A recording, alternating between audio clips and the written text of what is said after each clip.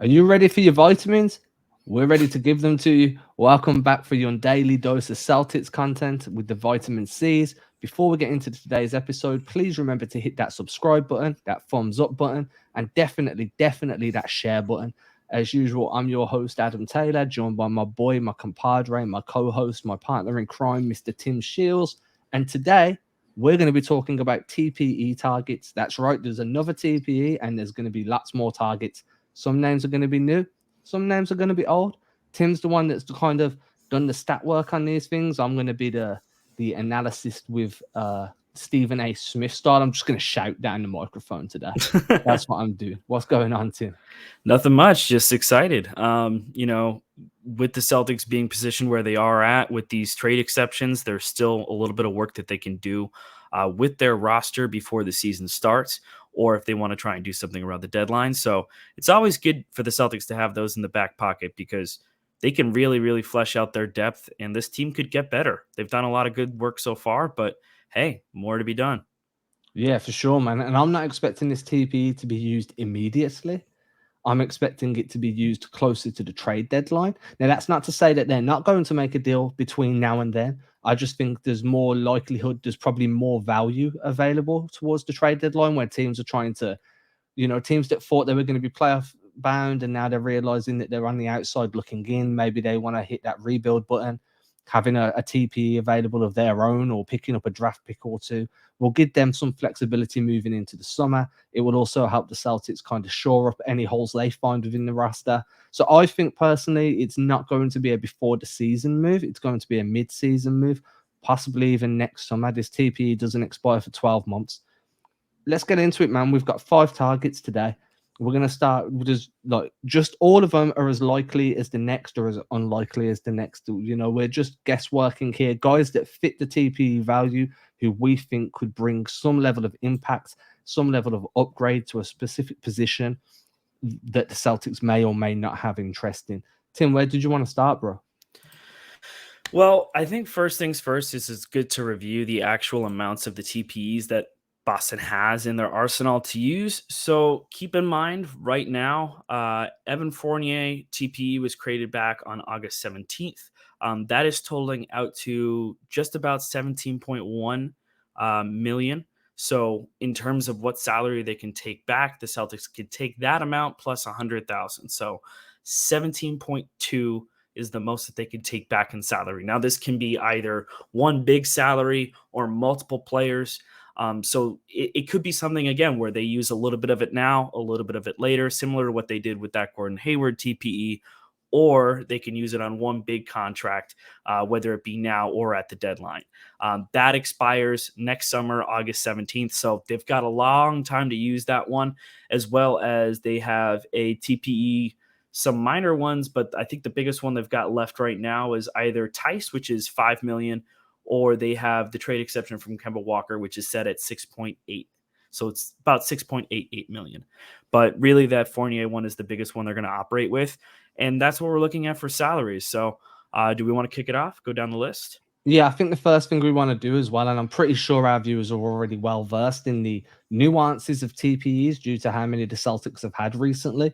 But it is important to remember that you cannot aggregate a TPE along with a player's salary to take in more back. So, for argument's sake, you can't do Marcus Smart plus, say, Robert Williams plus the TPE and then absorb Bradley Beal's contract. You can only have coming back the value of that TPE. You can add players in to sweeten the deal, that's fine, but that incoming salary has to fit within the TPE in order for that TPE to be used. It's not an add-on, it's a catch-all. It has to fit within that 17.2 million.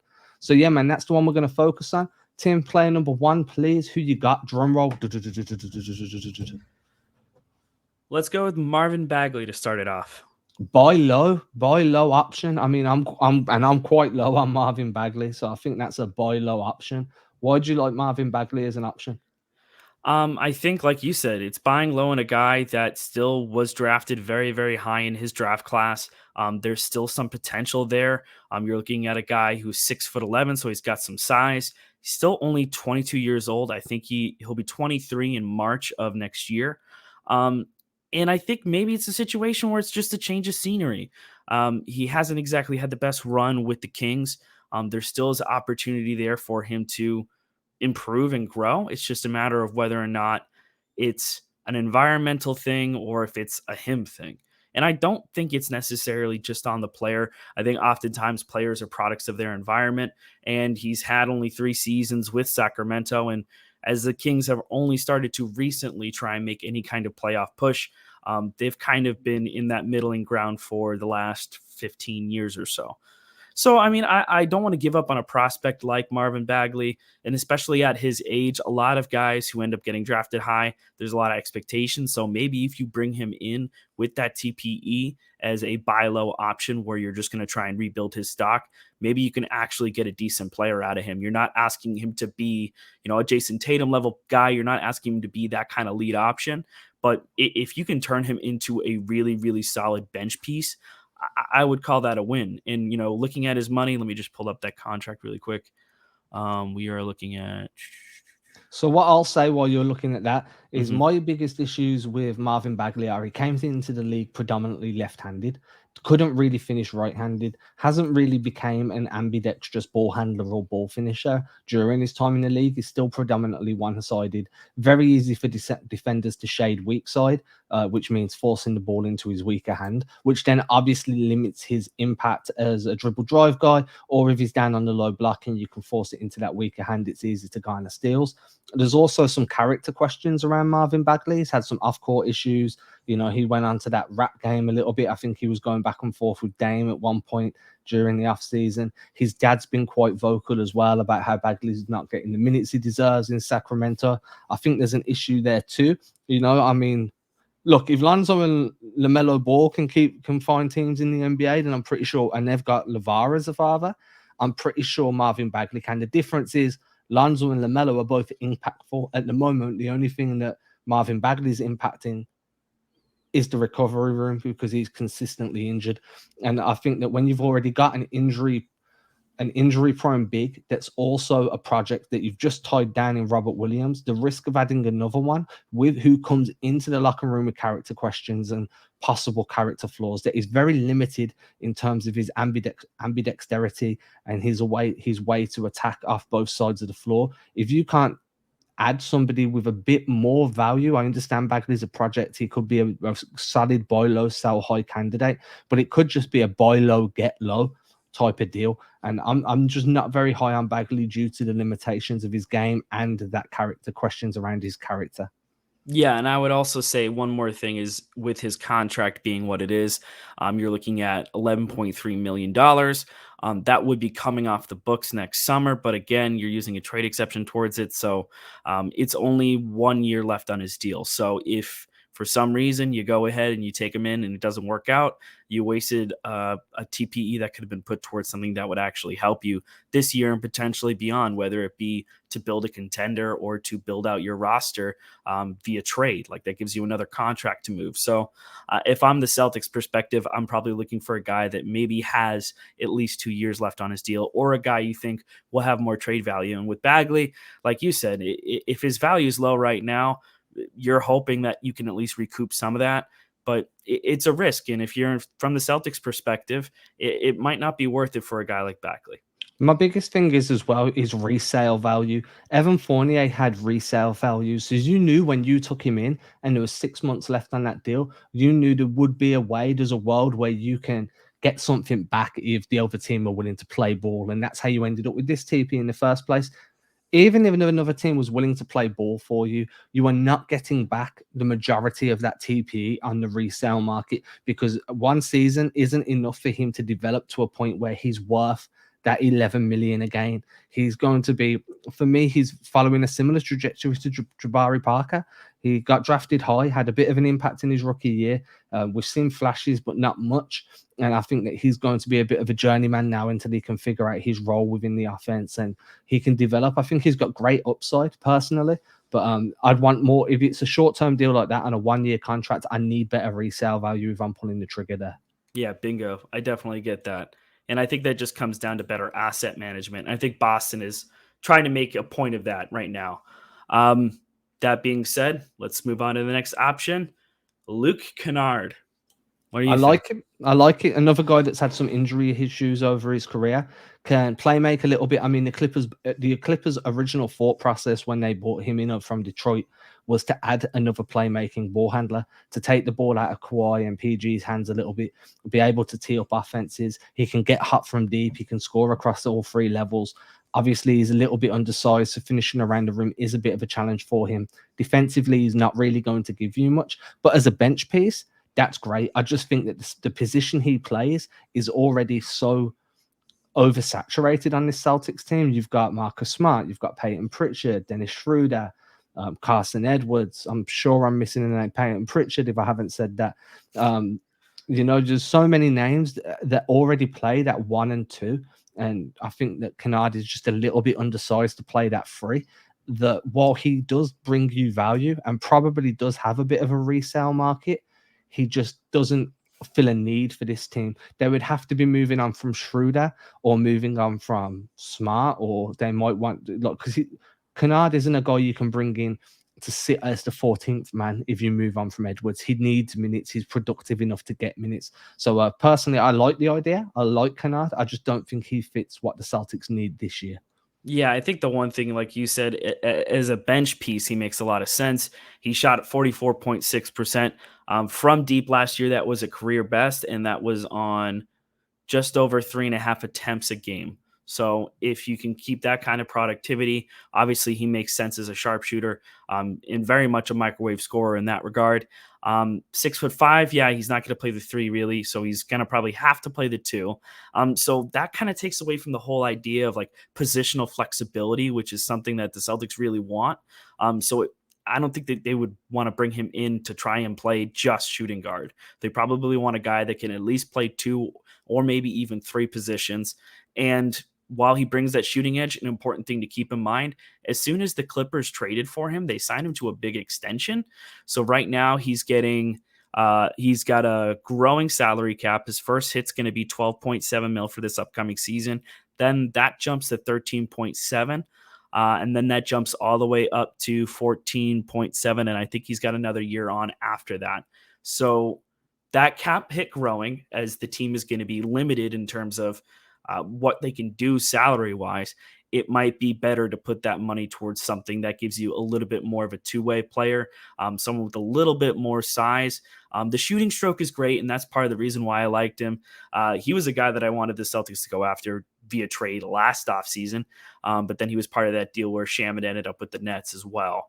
So all in all, I think it's a decent target, but if you're trying to still stick with positional flexibility, then you probably want to look elsewhere. And this is exactly where my biggest issue is as well. Like, you need someone at the 4. You need someone that can slide down to the 3, possibly slide up to the 5 for some small ball if Grant Williams has to miss time. Obviously, you only want Grant Williams in those small ball situations. So that would be a COVID-related absence or an injury-related absence. You need that positional flexibility. I also think the team have been very consistent with the guys that they've acquired this year in proving and showing that they want a defensive robustness, and Canard isn't going to give you that. And I don't know whether that makes him less of a desirable option for them, because at the end of the day, you still have Aaron Nesmith that projects to be one of these high-level three-point scorers that can score into the mid-40s eventually, not this year, but you hope that that's what he projects to, like a low to mid-40s percentile three-point shooter, which then completely negates the need for Luke Canard anyway. So I like the idea. I could see a world where it would happen, but I think something has to go wrong or other guys need to get moved before Luke Kennard's a viable option. Who we got at number 3? Terence Ross. Now, I think Ross is very achievable. I think that the cost for him would be pretty low, given where the Orlando Magic are with their entire roster. 6'6". He's 30 right now, so he's got some seasoning to him. He's not a rookie or anything like that. You're going to bring him in. He's going to know his role and how you're going to want to utilize him. So you're bringing in someone who's experienced, not a terrible three-point shooter. Had a little bit of a down season last year, but that probably goes hand in hand with the Magic, just with how they've been lately. But on his career, he's 36.7% from deep. So not incapable from the 3-ball range, and you can use him at the 2 or 3. In terms of his contract, which you're going to be looking at with Ross, we are, oh boy, my list. So what I like about Terence Ross is the fact that he comes in, he's able to score, he can play defense, he can slot in at a position of need. I think that he's also one of the more attainable names. I think Marvin Bagley is probably unattainable. I think the Kings really want to kind of see what they've got in him, especially after passing on Doncic to bring in Bagley. I think they need to save a bit of face there. I think Luke Canard as well fits with what the Clippers need. Terence Ross, however, with a Magic team that is definitely in a rebuild, definitely developing some young, exciting talent, he may find himself playing out of the rotation simply because maybe the Magic want to lose a few more games, get the extra high draft pick. If they own their own draft pick, I've got a feeling they don't. But anyway, maybe they feel like Terence Ross just is taking too many developmental minutes away from some of these younger pieces, at which point he becomes a very valuable asset for a team like the Boston Celtics. I think he really improves their bench rotation, would walk into a top 8 rotation spot, in my opinion. I think he's affordable, impactful. I'd be quite happy with Terence Ross. So far, out of the 3 names you've gave me, that's my favorite. Yeah, I think that's fair too. I mean, and the big thing for me is he's got at least 2 years left on his deal. He's getting 12.5 this upcoming season, and then the final year is going to be 11.5. So you've got him on a very reasonable contract. That is one that's not only affordable for the Celtics in terms of long-term view, in terms of his production, but you're also having another contract that could be aggregated in a opt-in and trade for a guy like Bradley Beal or any other options that may roll Boston's way in either the offseason or next season. So I think you're adding a nice piece there. I think he makes a lot of sense, like you said, for the rotations. And, I think if you keep adding guys like that, veterans who have experience, who aren't bad shooters, who can play two-way basketball, you are going to have a really strong, top 8, top 9 in the rotation. And that's something that the Celtics really just have not had for a few years now. I think probably the last time I felt like they had that kind of depth was when they took the Cavs to 7. It feels like that kind of situation again. But if you'd like, we can move on to the next target. This one is a little bit controversial in the sense that it's a guy that the Celtics have been linked to before, did not end up trading for previously, but Aaron Gordon. I love it. I love it. And the reason I love it is because Aaron Gordon didn't really have the best start to his life in Denver last year. Obviously, Jamal Murray going down didn't help that. Aaron Gordon went there to be a third option, and that's where he really projects to me to be the most impactful. So with Murray going down, Gordon had to step up into a second option, do some things that he was probably hoping he wouldn't have to do after moving away from Orlando, operate as a secondary ball handler, a secondary playmaker, a bit more of a play creator rather than just a play finisher. And when Jamal Murray comes back, Murray's not going to be at 100% for probably the first 3 months after returning to the court. A lot's going to be asked of Aaron Gordon. And if he's not able to provide the impact that they need, and the reliance on him is going to be more than what maybe he's capable of handling, then maybe the Denver Nuggets look for some resale value of their own. And maybe they say, hey, we've tried this Aaron Gordon. We gave up quite a bit to get him. We don't want to lose him for nothing. It's obviously not working. He's probably not going to want to be here at the end of this contract. Let's try and flip him elsewhere. At which point, Boston coming in with a TPE that could absorb that contract in a straight up deal, maybe give them some draft picks back and a young piece just to say, hey, you gave up a lot for him. Here's some of the stuff you gave up back, and we'll take him. And you get your own little TPE to try and maneuver around the deadline or the summer with. I think that could be a good option for the Celtics. I think that coming into Boston alongside Jaylen Brown and Jason Tatum, Gordon would be great as a play finisher. He'd offer you some floor stretching. He'd instantly inject additional athleticism into this rotation, which if Ime Udoka's looking to play up court, high-paced basketball, you've got another rim runner, another guy that can play above the rim when Rob Williams isn't on the floor, and he can score a little bit and make his own shot as well as create for others. I think it's a great deal. The only thing is you'd have to be very confident you could either retain him or he'd have resale value to get you that TP back in the summer. Those would be the only two issues. It would definitely be a Fournier type risk. Yeah, and I think I think this has slightly more upside than Fournier, only because I think Boston could use a little bit more size and someone who could actually play like the true four. I mean, we saw the double big lineup last year, and granted, this is going to be a different run system with Brad Stevens now as president of basketball operations and Ime Udoka as coach. So it might be a little bit of a different feel, especially on defense. You know, if they're prioritizing defense, maybe Gordon is a better option, because if they really want to go small, you could run him at the five. He could still probably run alongside Rob Williams. And like you said, he's always going to be a lob threat due to his athleticism. He's got 1 year left on his deal with that 16.4 mil cap hit. So it's going to take up most of that trade exception that you have. But again, you're looking at a guy who's 25 years old. I think he turns, 26. Yeah, he turns 26 actually next month. So he'll be 26 in September. So before the season starts. But he fits your timeline. So if you really, really like the guy, maybe someone that you hold on to long term. But again, you also have that ability to flip him down the line, whether it be in a sign-in trade or otherwise, and maybe a trade if you acquire him before the season, maybe it's a guy that you can move at the deadline if you can rebuild that value. But again, I think if you're using him potentially as a third or fourth option, then maybe he'll have a better season. I think Denver really, as you say, got off the rails there with the injuries, and it stinks because I think Jokic had a great season, and that kind of sucks. And I thought that Gordon would be a bigger piece there, but who knows? Maybe it's just a matter of situation. Who's to say that Denver is totally out on him? But I think it's worth the risk if you think that you can at least recoup some value later down the line.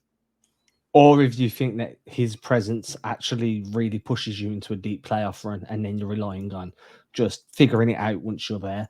I also think that, Denver probably are really excited about having him for a full season and a full training camp and figuring out how that works. But for me, Gordon projects so much more as a third option than a second. And if it's just not working out, which is a big if, it's a huge if. Gordon's a good player, but if it's not working out, Boston should be ready to explore that as they were last year. I do think that he'd really improve the team, especially because I genuinely believe they need somebody at the four that can start and play off the bench and provide a good impact there. Last guy on your list is Robert Covington, which I give think it to me, baby. Yeah, I know that's one of the favorites. I mean, Covington makes a lot of sense. Defense was really like a big signature part of his game, and that's something that's going to be a priority under Ime Udoka. Not an incapable three-point shooter. Shot 37.9% from deep last season, and that was on 5 attempts a game. So like that's pretty solid. He's right around 30. He'll be 31 in December. So very experienced, very seasoned. Was definitely a problem for the Celtics for a bit when he was with Philly. And he's been through a lot of different teams at this point. He's gotten traded a few different times, but he's played in a lot of systems and been expected to be a defensive piece. So in terms of what the Celtics could do, this is a guy who could play small ball five if they really want to. Anywhere between 3 and 5 he can play, but it could be someone that could be dependent upon maybe in a spot start situation. He can also be a massive part of a bench rotation. And at 6'7", he's got enough size to him that you're not going to be really undersized if you play him at the 3 or the 4. I think as well, like I watched him quite a bit for Portland this year. I enjoyed watching Portland. I always do. I like watching Dame. I kind of like watching Melo. It's a throwback. So I watched quite a bit of Portland. And there were times where Rocco just went off. Like there were games where he just wasn't missing. It was the games where he was wearing the mask due to the fracture. The length he's got really clogs up passing lanes. It makes it really easy for him to stay in front of guys. Quite athletic, very good lateral quickness. Will be able to pick guys up from 94 feet, and he can pick guys up from 3, from the half court. Super versatile as a defender. Inside out score. Sorry, he's more of an outside in scorer. I like him. I think he would fit in with that second unit. I think that Josh Richardson's acquisition kind of negates the need for a Rocco a little bit. But if you can run a unit of Dennis Schroeder, Richardson, and Rocco at the 1, 2, and 3, well, now and then Rob Williams at the 5, and then starting Grant at the 4 if you really want. The defensive upside and scoring upside of that bench unit is ridiculous. That's arguably one of the best benches in the league.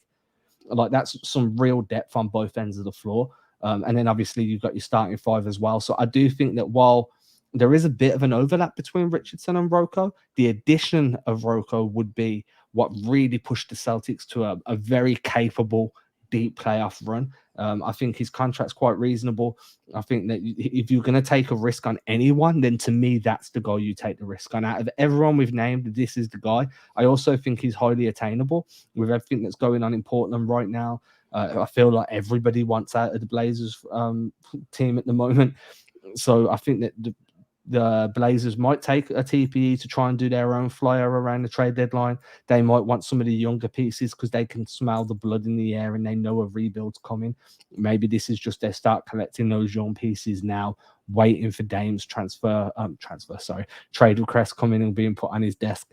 So you know what I'm saying? Rocco to me is the number one target, and in my eyes, should be the number one target for everybody. Yeah, I think at this point now, especially with the guard rotation very solidified, you're looking for a guy who can play the 3 and 4, and that gives you a little bit more positional versatility. And he's a defensive stalwart, like we said. He's a guy that has had that in his bag.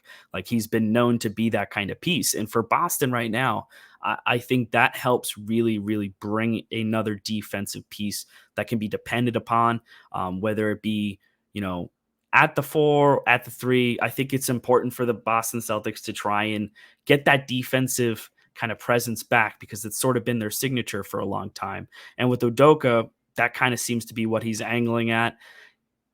I think it makes a lot of sense. I don't know what the asking price would be. Maybe it is a guy like Grant Williams and Romeo Langford, or maybe it's Romeo Langford in a pick. I don't know what your thoughts are on that, but the salary 12.9, just about 13 million, just under that. So 1 year left on his deal. So it's a similar situation that you'd be going into with Aaron Gordon. So I think there is also resale value if you want, but I think if you add a piece like that in Robert Covington, your defense not only gets stronger, but way more versatile. And that bench unit just continues to get better. And that's all you can really ask for the Celtics to do right now. I think their starting 5 is pretty locked in. And if they just keep shoring up that bench, they're going to be a really, really deep team. And that's going to make all the difference in the world in terms of minutes management, avoiding any kind of injuries, and potentially any other COVID issues that may arise. I like the move a lot. Yeah, I love that idea. I really do. I think that I wouldn't be willing to give up Romeo on a 1 year guy. I know Okay. that Romeo's value is low. We spoke about that on a previous episode last week. So I'm not being contradictory here. If it was for somebody that was on a 2 year deal, then Romeo has to be part of it from the other team's aspect. Then fine, give him Romeo. From my standpoint, he's a 1 year deal. Unless the Celtics are getting some form of behind the scenes promise of a resign, then I'd be limited to maybe a future first, a future second, and Carson Edwards. You know what I mean? Or Sold. or take Grant Williams if you really want. I'm not too Yeah. worried, But Romeo's a wing. Wings have value within the league, even one struggling to make an impact at this point in time. You're going to have more teams willing to take Romeo as a buy low, sell high candidate than you would do a Grant Williams or a Marvin Bagley. So that's why I wouldn't be willing to put Romeo in on that deal. Overall, though, I think Rocco, if I had to list him, it would be Robert Covington number 1, Aaron Gordon number 2, and then you can take your pick from the other 3 and put them wherever you want to put them. Guys, you've been watching the Vitamin C's. We've gave you your daily dose of Celtics content. Again, hit that subscribe button, hit that thumbs up button, hit that share button. Go follow my boy Tim on social media at Tim Shields NBA. I am literally everywhere that basketball lives online, so you can go follow me anywhere you choose at Adam Taylor NBA, and we will catch you again tomorrow for your next dose of Celtics content. Cheers.